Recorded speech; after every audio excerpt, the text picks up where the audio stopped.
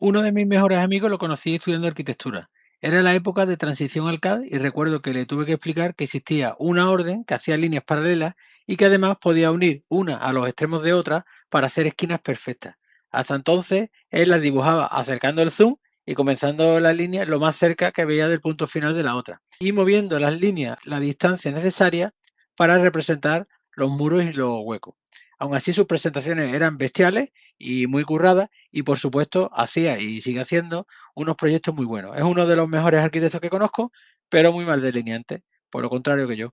La cuestión es que él había trasladado literalmente los conceptos interiorizados de la representación gráfica manual al ordenador, no restando para ello su creatividad, pero nadie le había explicado las nuevas funcionalidades que le aportaba trabajar en un entorno asistido por ordenador. Y esto mismo está volviendo a pasar, y muchos compañeros se están quedando atrás en la incorporación en su día a día de las nuevas funcionalidades que ofrece el modelado paramétrico frente al modelado CAD clásico. Por eso, si todavía no has dado el paso, escucha este capítulo y si ya trabajas con estos sistemas paramétricos, pues seguro que puedes aprender algo nuevo que no sabías, porque hoy voy a hablar sobre modelado paramétrico de arquitectura, pero nada de BIM, ¿eh?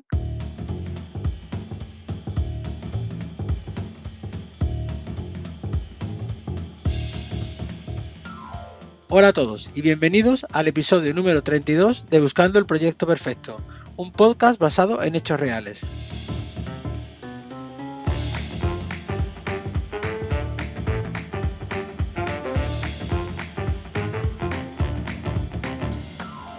Yo soy José Luis de la Rocha y algunas veces trabajo de arquitecto y otras de delineante o director de proyectos. Y ahora también trabajo de consultor y director de procesos en Berrilán, pero siempre disfrutando de cada momento.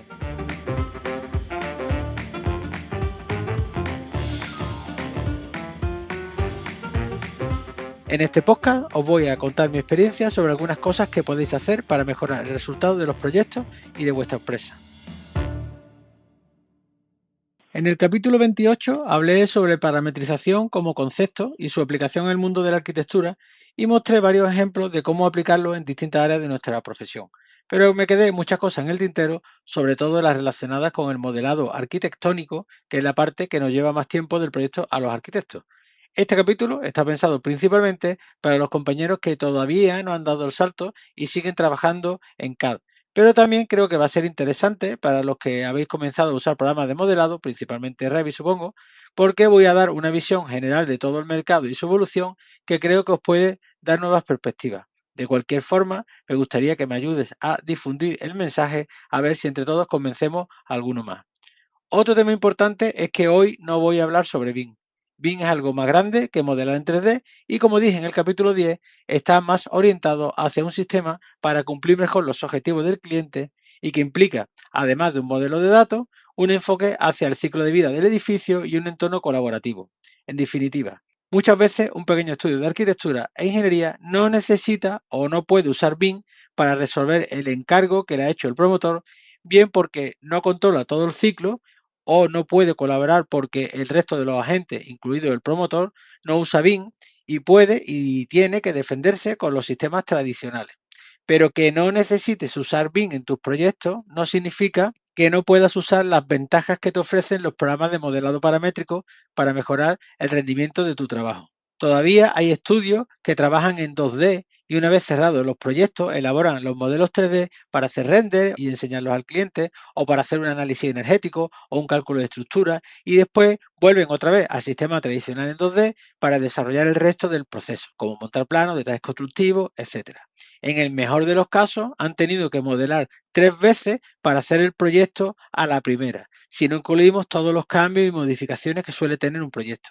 En muchos casos han intentado acercarse al BIM, pero se han visto abrumados por tanto cambio en los procesos principales como en la forma de trabajar, porque esta vez ese paso al BIM no es tan intuitivo como el anterior y es necesario recibir una mínima formación para poder pelearte después no solamente con el software, sino con todos los sistemas y procesos que conlleva trabajar en el entorno BIM. Pero hoy yo no quiero abrumarte con temas de BIM. En el capítulo de hoy nos vamos a centrar concretamente en trabajar con programas de modelado paramétrico arquitectónico, cuáles hay, cuáles son sus funcionalidades y los precios.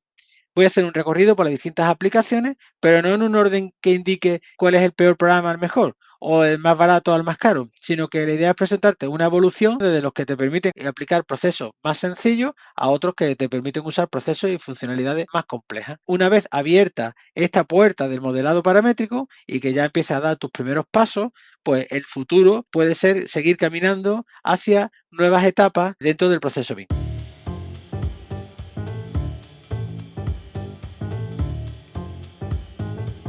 Para arrancar el capítulo vamos a ver un poco de perspectiva histórica de dónde sale todo esto del modelado paramétrico. La historia comienza en los años 60 en el MIT, donde Ivan Sutherland desarrolla un sistema denominado Sketchpad que permitía, con el uso de un teclado y un lápiz óptico, hacer una representación gráfica en una pantalla de ordenador.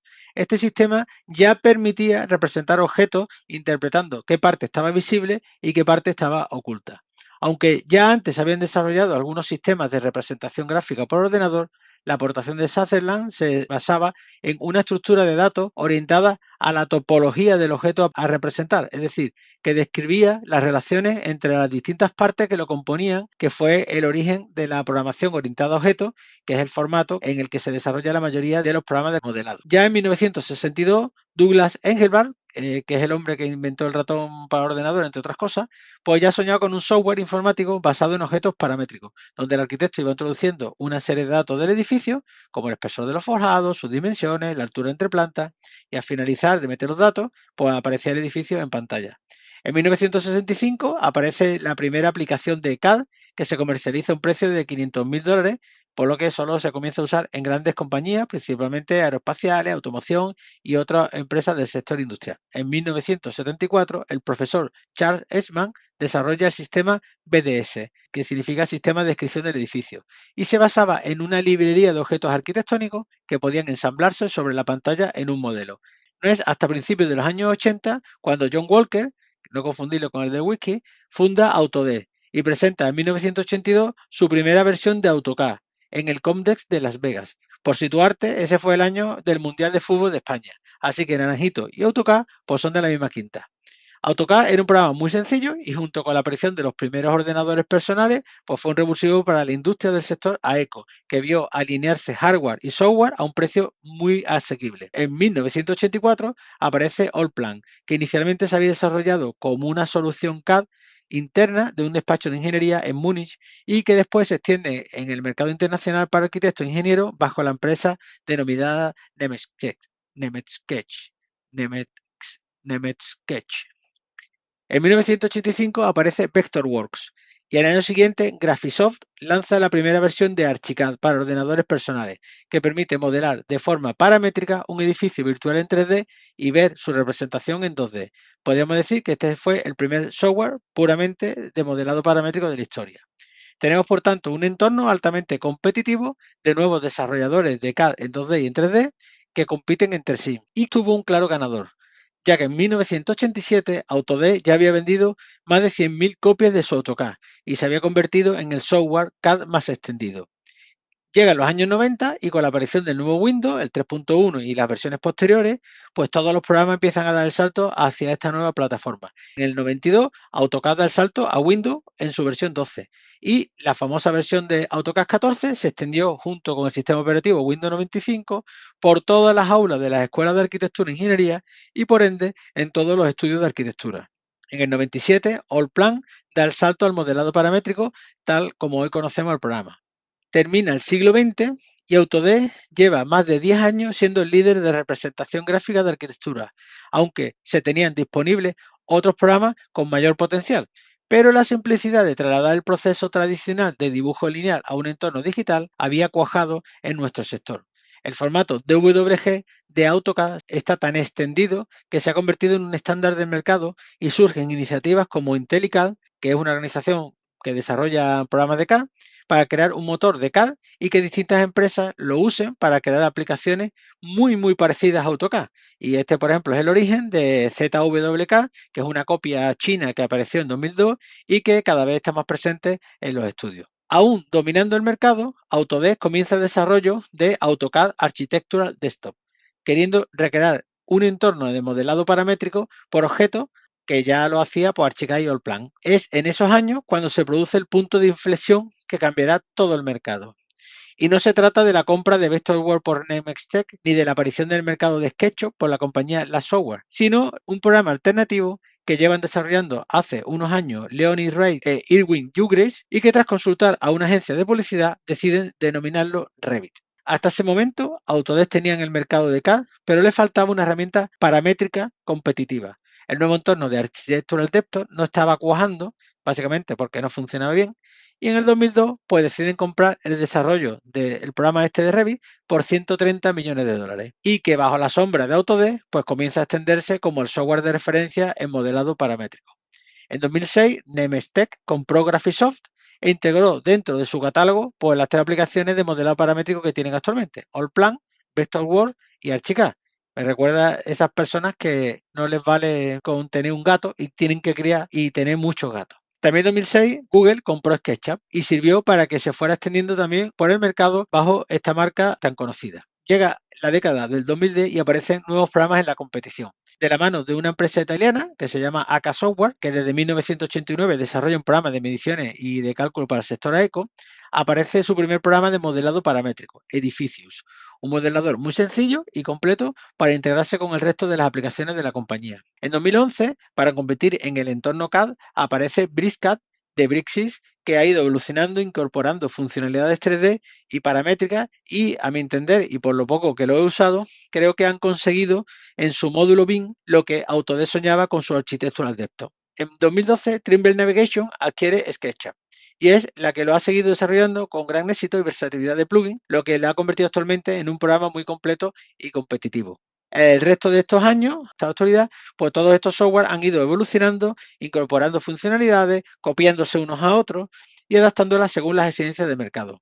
Una de las funcionalidades más destacadas que ha facilitado la tecnología ha sido la aparición de la programación visual, que a diferencia de la programación tradicional, se usan nodos que hacen cosas y conectan con otros nodos que hacen otras cosas y todo de una forma muy sencilla que permite al técnico pues, desarrollar muchas funcionalidades sin necesidad de saber programación. Esto ha potenciado las posibilidades de modelado y en general del control de la información y permite, entre otras cosas, hacer geometrías complejas en base a determinadas condiciones, automatizar muchas tareas repetitivas y en general tener un control mucho más eficiente del modelo y sobre todo de la información que contiene.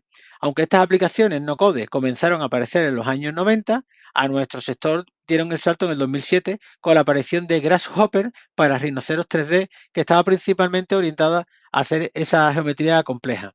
Allá por el 2011 apareció Dynamo como un proyecto de código abierto para Revit y que finalmente se incorporó al programa y el desarrollo pues, ha seguido evolucionando gracias a la colaboración de muchos seguidores, ya que es posible acceder a la API de Revit y esto permite desarrollar funcionalidades por terceros e integrarlas en el programa sin necesidad que tengas tú que inventarte funcionalidades que nadie va a querer. Similar proceso colaborativo ha seguido la aplicación de Blender, que originalmente estaba desarrollada para realizar animación 3D, pero que al tratarse de un entorno de código abierto ha permitido integrar funcionalidades orientadas al modelo arquitectónico y al BIM.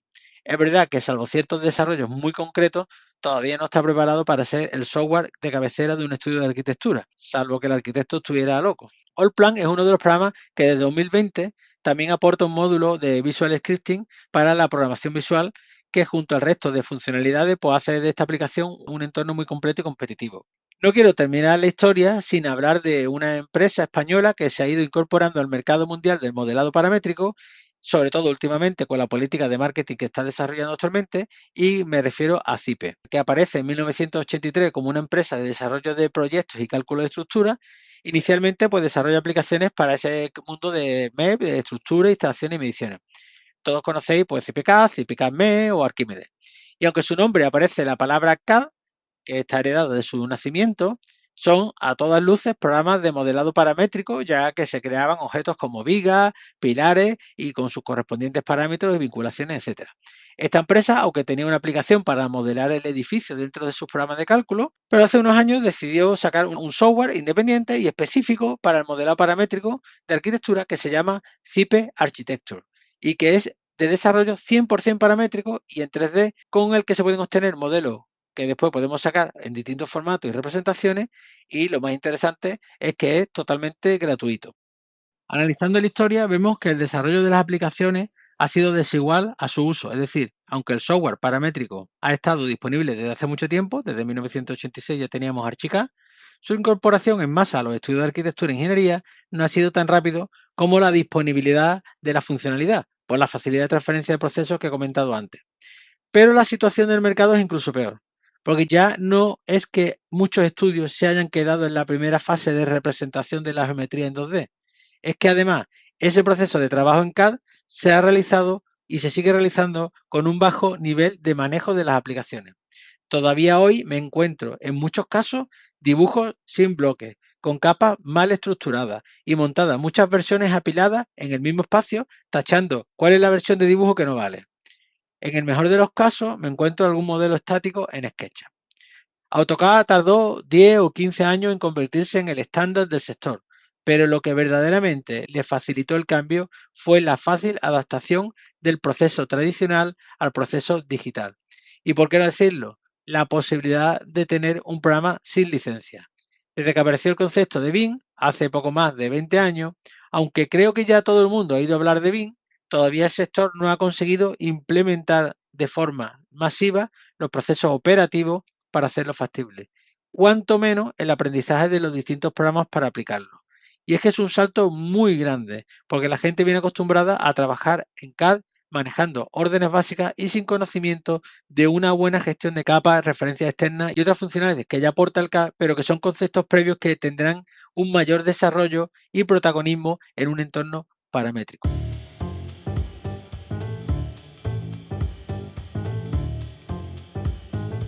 Y por si hay alguien que está perdido sobre las ventajas que tiene el modelado paramétrico frente al CAD tradicional, voy a explicar brevemente qué es eso del modelado paramétrico. Entiendo que más o menos controla la parte de dibujo CAD 2D y 3D. Ambos conceptos se basan en la representación de la geometría del proyecto, en el primer caso en un formato diédrico y en el segundo caso en una representación espacial en la que podamos distinguir lo que está delante y lo que está detrás. Estos sistemas se caracterizan porque lo que hacen es representar exclusivamente la geometría y si usan parámetros es para facilitar el trabajo con el modelo, como por ejemplo cambiar las propiedades de una línea con rayas para representar una proyección superior. Por el contrario, el concepto de modelado por objetos permite asociar a un objeto una serie de parámetros, tanto los geométricos, pero otros como materiales, de posicionamiento, de comportamiento, etc. De manera que un objeto muro no solo van a ser dos segmentos lineares paralelos en función de un espesor, sino que además tiene unas propiedades de altura, las capas internas, el comportamiento ante el fuego y otras propiedades asociadas y que esto nos va a permitir verlo de forma distinta en una vista 2D o en una vista 3D. Y que variando cualquier parámetro se va a actualizar en todas esas vistas. Además, estos objetos pueden tener relaciones entre ellos, de manera que si se mueve un muro, se va a mover la ventana que está asociada a ese muro. Además, el muro, si está colocado en un nivel del edificio, en caso de variar el parámetro de altura de planta, pues la altura del muro va a variar de forma automática o los peldaños de la escalera se van a repartir de nuevo de forma automática. Y todos estos elementos pues están asociados entre sí. El sistema de trabajo con estos programas sí que varía con respecto a un modelado CAD y suele estar compuesto por tres etapas que todos los programas tienen en común. Estas etapas son la etapa de modelado, de la generación de vistas y la generación de planos o documentos. En la etapa de modelado es donde se trabaja el modelado del edificio y donde se usan órdenes de modelado y visualización. Aquí podemos alternar entre vistas 2D, vistas 3D y distintas formas de visualización del modelo en blanco, con textura, con sombras, transparencias, etcétera. Y todos los programas pues trabajan con objetos, es decir, aquí no se usan líneas para representar nada, sino directamente se usan elementos de superficie longitudinal, por ejemplo un muro, elementos de superficie horizontal, por ejemplo para suelos o techos, elementos lineales como vigas y pilares, escaleras, las socorridas barandillas y también elementos para huecos como puertas, ventanas o muros cortinas. Además, todos los programas tienen un objeto espacial, que se llamará zona, habitaciones, como sea, que permite establecer superficie y volúmenes con un uso determinado. Y por supuesto, todos tienen objetos para colocar en el modelo y usarlo como mobiliario, con mayor o menor desarrollo, aunque todos permiten también crear nuevos elementos o importarlos de otros programas para incorporarlos al modelo. Entonces, en esta etapa lo que hacemos es ese conjunto de modelado con muros, ventanas, con puertas, con habitaciones, etcétera. Después pasamos a otra etapa que sería la etapa de las vistas. En esta etapa se crean las vistas que nos van a permitir diseñar la información que queremos transmitir. Estas vistas se crean mediante objetos específicos, pues por ejemplo una planta, una sección, un alzado o una perspectiva, y que van a permitir una configuración determinada de manera que no sea necesario configurar cómo se van a ver cada vez que se hace un corte los objetos. Por ejemplo, en una vista que vamos a denominar de acotado, pues tendrá una configuración, una sección del modelo en un nivel y la cota activa y visible. Y los muros, pues a lo mejor se ven con un relleno en blanco y las líneas de corte en negro.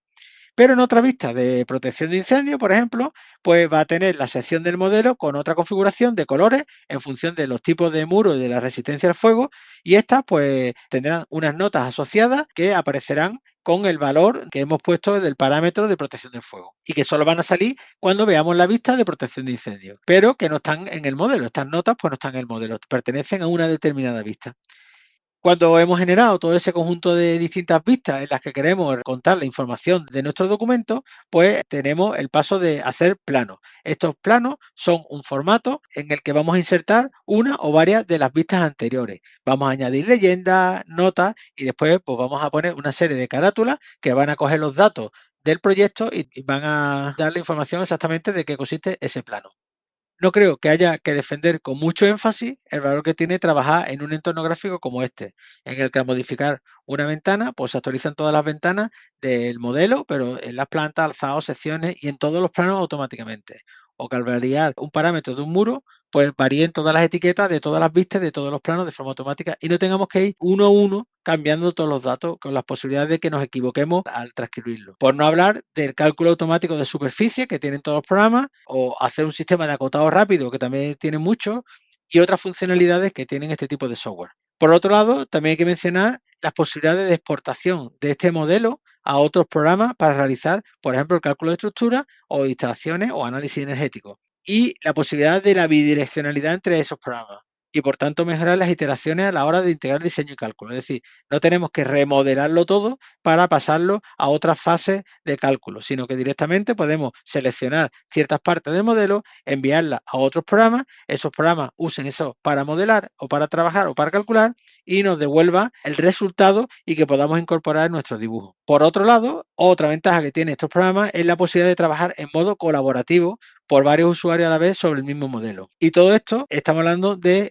modelado digamos, de la primera vez. Imaginarse cuando esto empieza a generar cambios en los proyectos, el tiempo que nos ahorramos a la hora de regenerar todos esos planos que tenemos que hacer en un modelo tradicional. Es decir, que seguramente sea más tiempo el que tardamos en generar ese primer modelo comparado con el CAD, pero la gran ventaja es cuando ese modelo evoluciona, ya sea por cambios o por necesidad, y todo ese trabajo se automatiza a velocidades increíbles.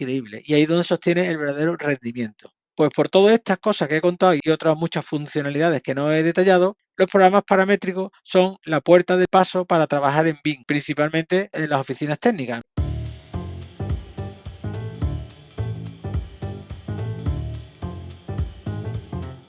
Es verdad que contado todo aquí parece muy sencillo y muy fácil, pero cuando después te pones a trabajar en tu proyecto, pues empiezan los problemas, como por ejemplo, al principio es difícil conseguir el nivel de representación gráfico que tú tenías antes con tu CAD tradicional. Y necesitas un tiempo de personalización y configuración extra que te echa para atrás y muchas veces incluso te puede llegar a frustrar, a no llegar a ese mismo nivel. La solución es muy sencilla. Cambia los criterios como Groucho. Tu sistema de representación es tan válido como otros sistemas de representación y tendrás que valorar si te interesa mantener tu sistema de representación o enfocarte en una productividad en cuanto a la gestión de cambios y tener otro sistema de representación tal como te plantea el programa y bueno, y con el tiempo pues ya a lo mejor irás aprendiendo a personalizarlo un poquito más. El segundo problema es que para determinadas cosas que en CAD son muy sencillas de hacer, como por ejemplo quitar una línea en una barandilla que no te interesa que aparezca, en el programa paramétrico pues requiere un poquito más de tiempo, ya que estos sistemas se basan en representar realidades, no abstracciones. Y si quieres mentir en la representación, pues entonces tienes que trabajar un poquito más y dedicar un tiempo a que la representación y la realidad sean dos cosas distintas. Solución, no falses dibujos y representa las cosas como van a salir y no pasa nada.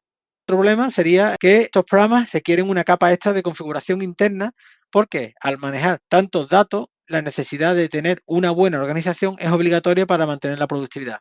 Esto en K no era tan necesario, pero aquí sí es importante porque llega un momento en el que es imposible que otro colaborador pueda hacer determinados cambios si las configuraciones que usa el modelador primero pues son muy enrevesadas o muy complejas. ¿Qué solución tiene esto? Pues aprender a tener las cosas bien configuradas y bien organizadas. Y esto pues no ha hecho nunca daño a nadie y te va a venir muy bien para tu productividad. A pesar de todos estos hándicaps, el valor que aporta este proceso arquitectónico es muy notable y este nivel de configuración extra pues no hace sino otra cosa que profesionalizar nuestro trabajo como garante de esa gestión de la información. Bueno, con esto finaliza el programa de hoy. Aunque tengo media hora más grabada analizando los distintos programas que tenemos en el mercado, sus funcionalidades y los precios, además de mi recomendación de uso en distintas situaciones, pero todo esto lo vamos a dejar para el próximo capítulo y cerramos el de hoy con un poco de historia y explicando muy por encima en qué consiste un programa paramétrico. Espero haberte animado a ver con una nueva perspectiva el mundo del modelado y que des un salto si todavía no lo has dado y sigues trabajando en 2D, para que vayas adaptándote a las nuevas formas de trabajar que poco a poco se van implementando en nuestro sector y así pues no te quedes atrás. Si te ha gustado el capítulo y te ha aportado alguna cosa que no conocías, dale a me gusta y recomiéndame a otros compañeros que necesiten también conocer el tema del modelado paramétrico. Además, te invito pues, a enviarme dudas y consultas. Por último, quiero recordarte que además del podcast tengo una newsletter semanal donde hablo sobre todos estos temas, pero en píldoras más pequeñas. Si te interesa probar, suscríbete en la web de buscandoelproyectoperfecto.com/suscripción y con esto podrás acceder también al canal de Discord. Y sin más, me despido y nos vemos en el próximo programa.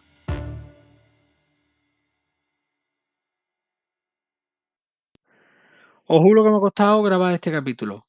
No porque haya sido complicado escribirlo, que he tardado más o menos lo mismo que otros episodios, entre unas 8 o 10 horas más o menos. Y además lo tenía prácticamente escrito antes de Navidad, sino porque he tenido unos cambios estructurales en mi vida que me ha hecho perder la rutina de escribir y grabar y ha sido complicado ponerme de nuevo.